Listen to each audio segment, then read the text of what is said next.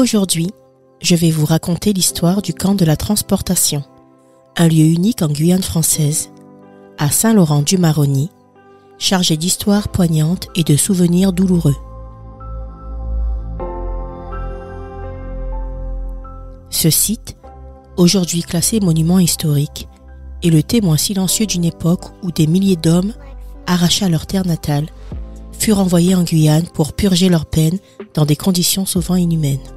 L'histoire du camp de la transportation commence en 1858, lorsque l'administration française décide d'installer un grand centre pénitentiaire à Saint-Laurent-du-Maroni. Le but était clair, éloigner les condamnés de la métropole, tout en exploitant leurs forces pour développer cette région sauvage et hostile de la Guyane. Les bagnards arrivaient par bateau. Après une traversée de plusieurs semaines depuis la France, lorsqu'ils mettaient pied à terre, ils étaient épuisés, effrayés, souvent malades, et découvraient avec effroi l'immensité des forêts tropicales qui allaient désormais les entourer.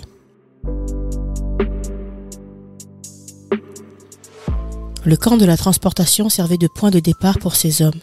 C'était ici qu'ils étaient enregistrés, que leurs noms, leurs crimes et leurs condamnations étaient inscrits dans de grands registres, dont certains sont encore consultables aujourd'hui. Après cette étape administrative, les prisonniers étaient répartis dans divers camps et bagnes de la région, comme ceux des îles du Salut, du bagne de Saint-Jean, ou encore dans les camps forestiers où ils habitaient des arbres et extrayaient du bois sous une chaleur écrasante.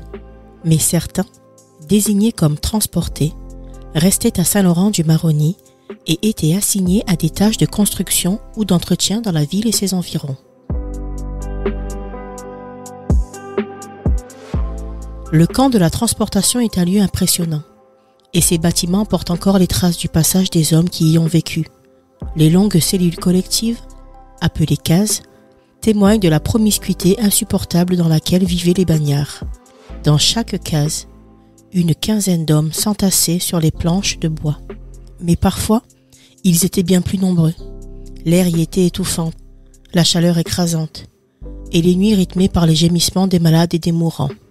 À côté des cellules, on trouve les terribles cachots d'isolement, des petites pièces sombres et étroites où les prisonniers récalcitrants étaient enfermés.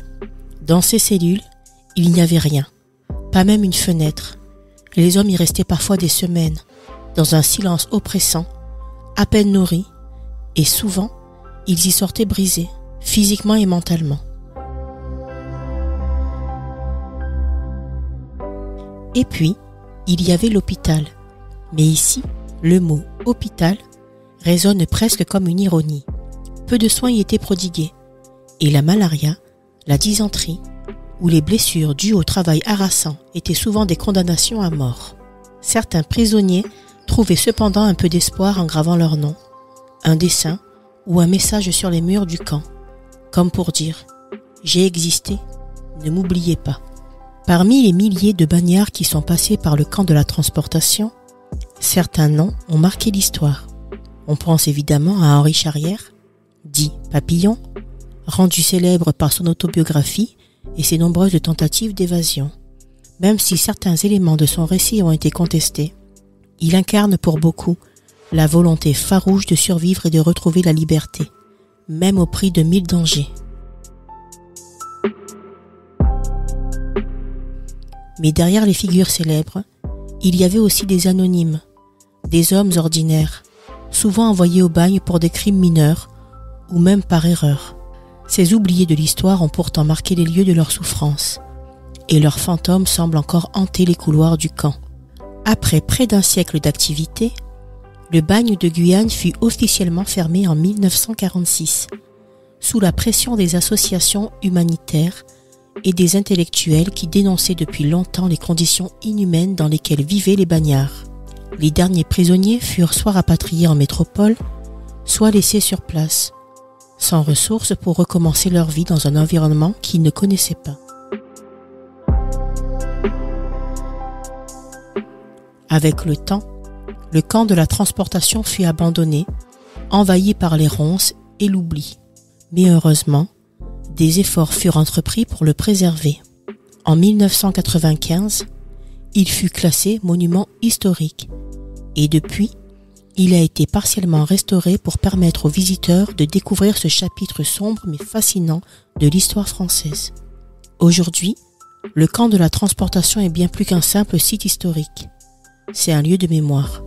En se promenant dans ses allées, en observant les gravures sur les murs, on ne peut s'empêcher de penser aux hommes qui ont vécu ici, à leur peine, à leur espoir, à leur vie brisée.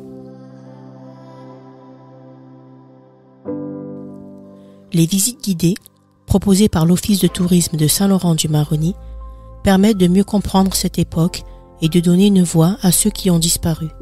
Depuis 2015, le Centre d'interprétation de l'architecture et du patrimoine, installé au cœur du camp, propose des expositions qui retracent l'histoire du bagne et interrogent sur l'impact de ce système pénal sur la société. Le camp de la Transportation est un lieu qui ne laisse personne indifférent. Il raconte non seulement l'histoire des hommes qui y ont souffert, mais aussi celle d'une époque où la justice se confondait souvent avec la cruauté. Et pourtant, il nous parle aussi de résilience, d'espoir et de la capacité des êtres humains à laisser une trace, même dans les moments les plus sombres. Si un jour, vous avez l'occasion de visiter la Guyane, ne manquez pas ce lieu unique. Peut-être y ressentirez-vous, comme tant d'autres visiteurs, le poids du passé. Mais surtout, vous entendrez le murmure des âmes oubliées, qui nous rappellent de ne jamais détourner les yeux de notre histoire.